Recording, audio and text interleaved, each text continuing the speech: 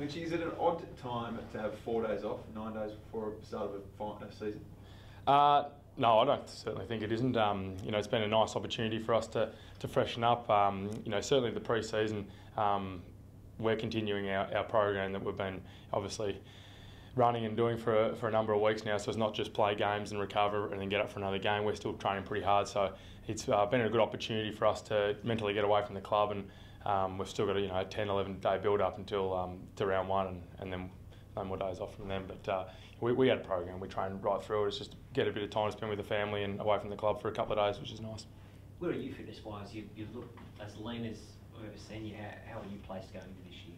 Yeah, I'm really looking forward to the year. I've obviously had the last few pre-seasons. I've been hindered a little bit and haven't been able to do as much as I'd like, but certainly this year I've been able to do all the pre-season, and which has been really enjoyable, being out there with the guys, and really looking forward to hopefully contributing to the team this year. And you're a player that likes to run and use the space. Do you think this rule 6x6x6 suits a player like? I think you've got to like to run in this day and age of footy, but certainly really enjoying the new rules that have been implemented, and it's hard to get a gauge on how much of impact it's having already, but the game certainly feels faster than ever, and it's only a few JLT games, but really looking forward to seeing how it plays out. How does that rule help forwards? Because everyone's saying that the forwards will be the big winners.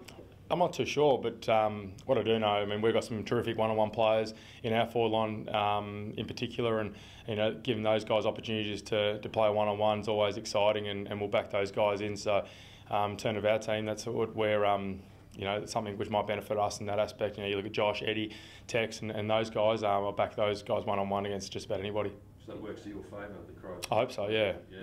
When you say it's as quick as you've seen, can you explain how you obviously feel it being out on the ground, but just explain how? Obviously just the starting positions. If we lose a centre bounce, the ball gets kicked to the other end. You've got a fair bit to do to get up the ground and get moving, and the game's become a high game of turnover these days, and it creates open field play and movement, which is quite exciting, hopefully. How do the big boys go with that?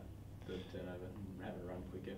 It goes pretty well. You look at most of the big guys in the game; they're amazing athletes these days, and fit, and you only have to look at Buddy Franklin and Josh Kennedy, Josh Jenkins, and those guys. They get up and down the ground pretty fast, probably quicker than me. So it's exciting to watch them go about it, business.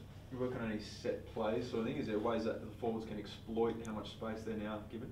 I think most teams will be working on a few during the pre-season, but I think we'll just. You'll scout opposition, see what they're doing, pick up things along the way. You'll try things without even knowing, and it'll work, and you'll implement them in the coming weeks. But it'll be a bit of trial and error, I reckon, for a little while, and we'll see how it all plays out. With it helping forward, no key forwards, no forward has kicked 80 goals in 9 years. Could we see more than that this year, and possibly a return to the 100 goal a year player? I'm not sure. I'd be excited. It'd be nice to see those guys go about their business, but it's so much more than just playing in the 450 these days. There's a lot of pressure you've got to apply, especially as a forward, getting up and down the ground. And I personally think those days are gone. But there's a greater spread of goal kickers, I'd say, than there used to be, which is exciting as well. What about, Tommy, there's some talk that we might go to a twilight grand final. You played in the grand final. Have you got a preference? Would you like to see it stay at day? Or? I think I'd just like to get back there. It doesn't bother me at all. I'd play in the morning, any day I'd play in a grand final again. That'd be exciting. From a spectacle point of view though, could you appreciate why fans may like or dislike a twilight? No, not really. No? Don't care? No, I don't really care. If it's at night, I'm sure it'd be a great spectacle as well. It's the grand final. We've got a great game, and it doesn't matter what time it is. I think it's always a great event. You speak about your fitness. Tex looks really streamlined this year. Have you seen him fitter at this stage of the season? I think he's just healthy. Which is great as well. And he's put in the work and given himself a good opportunity to have a great year. And it's nice to see the big fella up and going. And you're right, he does look really fit. And hopefully that stems into the start of the year for him, because he deserves a bit of luck.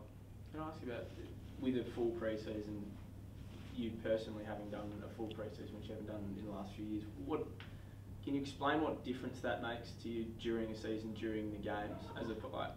We sit at home and see people get interrupted pre-season, they play round one, but they just don't quite hit top gear. Can you explain the difference? Yeah, probably exactly that. Being able to hit top gear and rest or pull up and recover well from every session and every game. So it's amazing the difference of running on top of the ground, feeling like you're running through it. So certainly the guys that have a full pre-season, definitely look like they're able to just play the game instead of trying to get through it. So, but then again, once you start collecting pre-seasons under your belt, you start getting used to the level pretty quickly.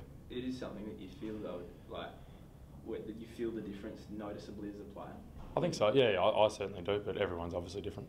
How do you prepare for Hawthorn, Tom? Like we do just about every other team. They're a quality side, coached really well, and got great spread of quality players amongst the lines, and we'll train really hard over the next few days in preparation for next week. Obviously, with being another week out. We'll obviously train at Adelaide Oval next week, which we haven't done in a little bit of time, and that'll be exciting. And then, we'll prepare for a high contest game, I would have thought. Is round one harder to prepare for, given you haven't got a read of teams? I mean, you've seen a little bit in JLT, but you don't get a read consistently on what they've been able to do? Not really. Everyone's buzzing this time of year and excited to just get back out there and play. And, it's really hot early in round one, similar to showdowns. It's going to be a fierce contest, probably the first 5-10 minutes till it settles down a little bit. So it'll be the team that composes themselves the best, I would have thought, we'll get that jump. But, both teams will be jumping out of their skin to get out there, and knowing how good Hawthorn have been for such a long time, expecting anything less than a battle, we'd be kidding ourselves. How do you feel you placed the team at round one compared to last year?